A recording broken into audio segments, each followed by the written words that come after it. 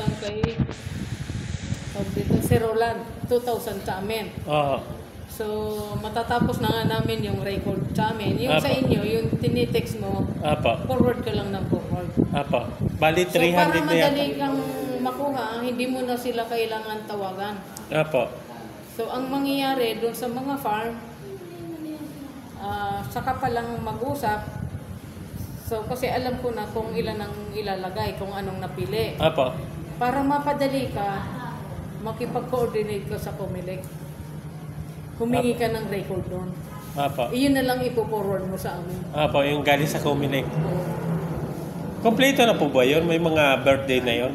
Yung? Birthday yung sa Comelec o pangalan lang yun? Pangalan lang o May birthday yan? Mayroon? Ay yung ano, yung gusto... Kasi yun, di ba pag naboto tayo, may nakalagay doon, name, birthday, single ka pa. Yun, Meron yun, address. Yung gusto nila, halimbawa gusto nila babuyan, paano lalagay po doon? Hindi, yung gusto nila, ganito gagawin natin. Kasi hanggang umira yan, hindi mo pa para mapuntahan yon. So, para ma-coordinate yon sa mga barangay na. Sa barangay, nabala na po barangay chairman. Halimbawa, barangay Umiray. So, ito ho yung, ang gagawin natin, i-divide na natin. Halimbawa, yung, halimbawa, Palayan. So, merong, sa area nyo, halimbawa, merong 100. I-divide natin yung ilang barangay. O di, si Kapitan, bahala naman siya mag-distribute. O ito, nakuha mo. Para kami, sa record namin, hindi naman kasi namin kailangan hintayin. So, para ma-proceed na namin. Sige po.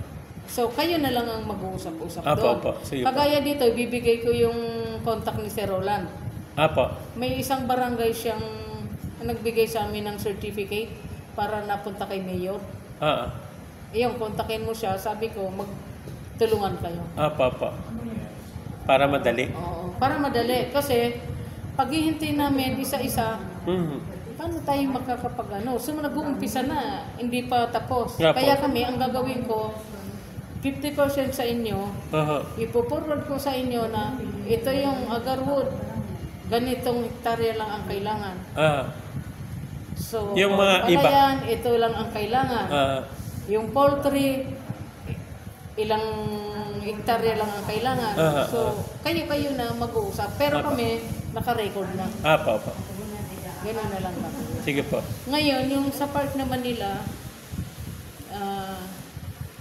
kasi gusto ko po yung di ba nakakahuli kayo ng babayaw? Magpaparami ho tayo noon. Kasi, ang inyo po kasi, kaya tama-tama, yung pangalan nyo, yun ba yung silangan? Lungsod ng Silangan. Lungsod ng Silangan. Pwede nyo pong pangalan yun. Tamang-tama po yun, dun sa pangalan ng Nature and Wildlife Sanctuary. So, ang laman po doon, so, meron ho tayong parang Manila, so pagka pwedeng pakawalan, kasi hindi naman siguro lalayo yan. Yung kumbaga, hanapin natin yung mga nawawala na kasi nawawala na po. Mahirap na maghanap ng baboy damo ngayon. Magpaparami ho tayo niyan. Tapos, meron ho tayong crocodile. Meron ho tayong buyer niyan. So, gagawa ho tayo ng mga leather.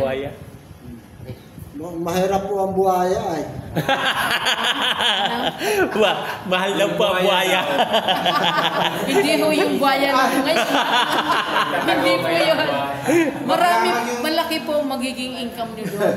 Dahil gagawa tayo ng mga leather, sapatos, lahat po. So, sa kanila ko yan. Kasi part siya ng wildlife. So, check po yan. Marami pong dadayo sa inyo.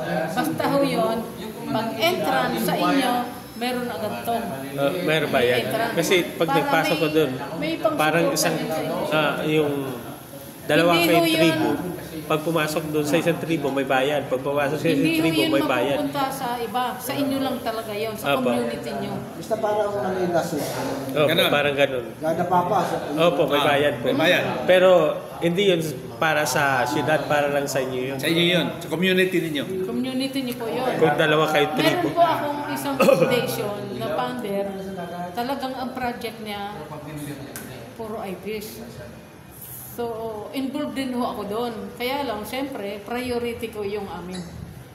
General na karang amin yung Bago tayo gagawin. doon. Apo. So, wala namang maganda pa rin tayong sayang din yung maitutulong Apo. nila para Apa. sa kanila. Apo.